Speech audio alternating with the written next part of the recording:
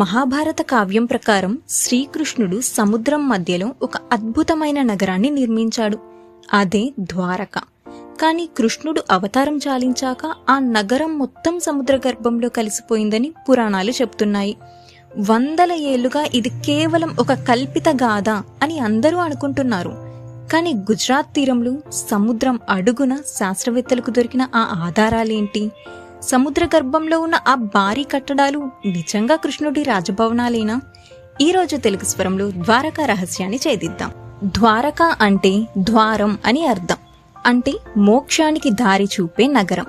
శ్రీకృష్ణుడు మధురను వదిలి సముద్రదేవుడిని భూమి అడిగి ఈ నగరాన్ని విశ్వకర్మ చేత నిర్మింపచేశాడట.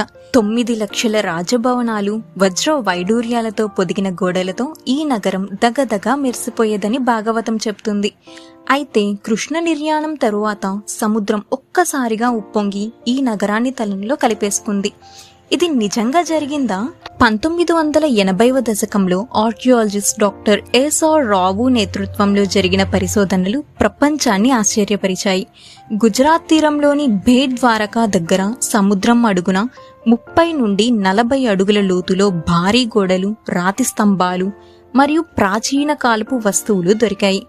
కార్బన్ డేటింగ్ ప్రకారం ఇవి సుమారు 5000 నుండి 9000 ఏళ్ల నాటివని తెలిసింది. మహాభారత యుద్ధం జరిగిన కాలం కూడా ఇదే అని చరిత్రకారులు చెబుతున్నారు.